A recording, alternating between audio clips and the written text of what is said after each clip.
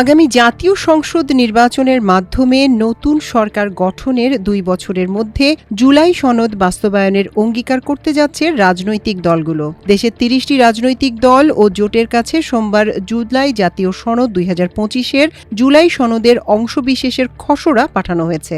এই খসড়ায় দলগুলোকে সনদ বাস্তবায়নে প্রতিশ্রুতি দেওয়ার কথা বলা হয়েছে। দলগুলোতে পাঠানো খসড়ায় জুলাই সনদের পটভূমি, সংস্কার কমিশন ও জাতীয় ঐক্যমত্য কমিশন গঠন কার্যক্রম এবং জাতীয় সনদ বাস্তবায়নের অঙ্গীকারনামা রয়েছে। তবে রাজনৈতিক ঐক্যমত্য হওয়ায় সংস্কার সুপারিশগুলো দ্বিতীয় ধাপের আলোচনা শেষে অন্তর্ভুক্ত করা হবে।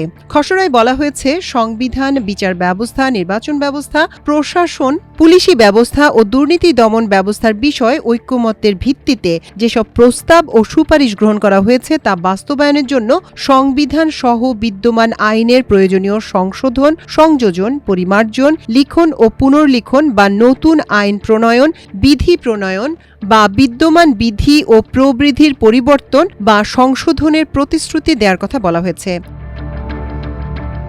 খসড়া সনদের বিষয়ে কমিশনের সহসভাপতি অধ্যাপক আলী রিয়াজ আমার দেশকে বলেন, আমরা সনদের ভাষাটি পর্যালোচনার জন্য রাজনৈতিক দলগুলোর কাছে খসড়া পাঠিয়েছি। যেসব বিষয় ঐক্যমত্য হবে তা চূড়ান্ত সংলাপের শেষে চূড়ান্ত সনদে সংযোজন করা হবে। জাতীয় ঐক্যমত্য কমিশনের সংলাপের জন্য সংবিধান, নির্বাচন ব্যবস্থা, বিচার ব্যবস্থা, জনপ্রশাসন ও দুর্নীতি দমন কমিশন ৫টি সংস্কার কমিশনের সুপারিশগুলোর মধ্যে ১৬৬টির ওপর আলোচনার সিদ্ধান্ত নিয়ে লিখিত প্রস্তাবের জন্য ৩৮টি রাজনৈতিক দল ও জোটের কাছে পাঠিয়েছিল।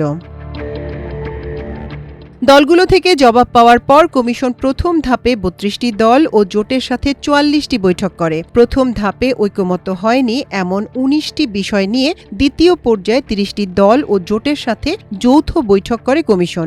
২০টি বৈঠকে গুরুত্বপূর্ণ এসব বিষয় নিয়ে আলোচনা করে একটি ঐক্যমত্য পর্যায়ে পৌঁছেছে রাজনৈতিক দল ও ঐক্যমত্য কমিশন। এর ভিত্তিতে জুলাই সনদ সই হতে যাচ্ছে। যেসব বিষয় ঐক্যমত্যে পৌঁছেছে সেগুলোর মধ্যে রয়েছে সংবিধানের ৭০ অনুচ্ছেদ পরিবর্তন, সংসদীয় স্থায়ী কমিটির সভাপতিত্ব, নির্বাচনী এলাকার সীমানা নির্ধারণ, রাষ্ট্রপতির ক্ষমা সম্পর্কিত বিধান, উচ্চ আদালত বিকেন্দ্রীকরণ, পর্যায়ক্রমে উপজেলা পর্যায়ে নিম্ন আদালত স্থানান্তর, জরুরি অবস্থা জারির ক্ষমতা, প্রধান বিচারপতি নিয়োগ, নির্বাচন কমিশন গঠন, প্রধানমন্ত্রীর একাধিক পদে থাকার বিধান সংশোধন, প্রধানমন্ত্রী পদে ১০ বছরের বেশি নয় এবং স্বাধীন পুলিশ কমিশন গঠন। এর বাইরে আরও ২-১টি বিষয় ঐক্যমত্য পর্যায়ে রয়েছে। উল্লেখ্য, ৫টি সংস্কার কমিশনের ১৬৬টি সুপারিশের মধ্যে দ্বিতীয় পর্যায়ে আলোচনার জন্য নির্ধারিত ১৯টি বাদে ১৪৭টির বিষয়ে প্রথম ধাপেই সুরাহা হয়েছে। এর মধ্যে দলগুলো যেসব বিষয়ে একমত হয়েছে সেটা জুলাই সনদে অন্তর্ভুক্ত করা হয়েছে। কোন কোন বিষয়গুলোতে ঐক্যমত্য হয়নি সেটাও ভিন্নভাবে উল্লেখ করা থাকবে বলে জানা গেছে। জাতীয় সনদের প্রেক্ষাপটের বিষয় বলা হয়, জুলাই জাতীয় সনদ এসেছে ২০২৪ সালের জুলাই মাসে দেশব্যাপী ঘটে যাওয়া নজিরবিহীন ছাত্র জনতার আন্দোলনের ধারাবাহিকতায়। ওই আন্দোলনের মূল দাবি ছিল ন্যায় বিচার, সুশাসন এবং গণতন্ত্র পুনঃপ্রতিষ্ঠা। এতে ১,০০০-এরও বেশি মানুষ নিহত এবং আরও অনেকে হতাহত হন।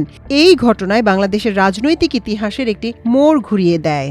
এতে আরও বলা হয়, ২০০৯ সালে দলীয় সরকার রাষ্ট্র পরিচালনার দায়িত্ব গ্রহণ করে ক্রমান্বয়ে গণতান্ত্রিক মূল্যবোধকে জলাঞ্জলি দিয়ে অগণতান্ত্রিক চরিত্র ধারণ করতে থাকে। তারা রাজনৈতিক প্রতিপক্ষ ও সমালোচকদের মানবাধিকার হরণ, গুম, খুন, নিপীড়ন, নির্যাতন, মামলা ও হামলার মাধ্যমে একটি নৈরাজ্যকর ও বিভীষিকাময় ত্রাসের রাজত্ব কায়েম করে।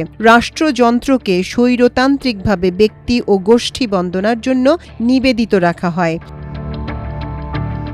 ১.৫ দশকে স্বৈরাচারী আওয়ামী লীগ সরকার জনস্বার্থের বিরুদ্ধে ক্ষমতাকে কুক্ষিগত করার উদ্দেশ্যে সংবিধান সংশোধনের মাধ্যমে সংবিধানের বিকৃতি সাধন, বিভিন্ন নিবর্তনমূলক আইন প্রণয়ন, নির্বাচনী ব্যবস্থাকে ধ্বংস করা, বিচার বিভাগ ও জনপ্রশাসনকে দলীয়করণ এবং দুর্নীতির মাধ্যমে রাষ্ট্রীয় সম্পদের লুটপাট করে। এই পটভূমিকায় ২০২৪ সালের জুলাই-আগস্টে শিক্ষার্থীদের নেতৃত্বে বৈষম্য বিরোধী আন্দোলনে বিপুল ছাত্র জনতার অংশগ্রহণের ফলে ফলে এক অভূতপূর্ব সফল গণ অভ্যুত্থান সংঘটিত হয়। এতে শাসক গোষ্ঠীর প্রতিহিংসার শিকার হয়ে শিশু ও নারীসহ ১,৪০০-র বেশি নিরস্ত্র নাগরিক নিহত এবং ২০,০০০-এর বেশি মানুষ আহত হয়। তাদের আত্মাহুতি ও ত্যাগের বিনিময়ে এবং জনগণের সম্মিলিত শক্তি ও প্রতিরোধের কাছে স্বৈরাচারী শাসক ও তার দোসররা পরাজিত হয়ে পালিয়ে যেতে বাধ্য হয়।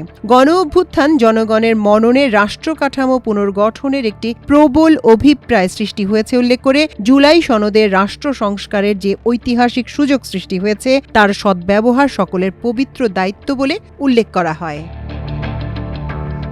এছাড়াও রাজনৈতিক দলগুলো সনদের যুক্তি আইনি, ঐতিহাসিক ও সাংবিধানিক সুরক্ষা সমূহের সংরক্ষণ ও শ্রদ্ধা জানাবে। ২০২৪ সালে ছাত্র জনতার আন্দোলনের আলোকে একটি ন্যায়ভিত্তিক গণতান্ত্রিক রাষ্ট্র গঠনের মৌলিক পদক্ষেপ হিসেবে এই সনদকে স্বীকৃতি দেবে এবং ঘোষণার শেষাংশে ২০২৪ সালে জুলাইয়ে আন্দোলনে নিহত শহীদদের স্মরণ করে শান্তিপূর্ণ গণতান্ত্রিক উপায়ে আন্দোলনের লক্ষ্যগুলো বাস্তবায়নে সকল পক্ষকে একসাথে কাজ করার আহ্বান জানানো হয়েছে।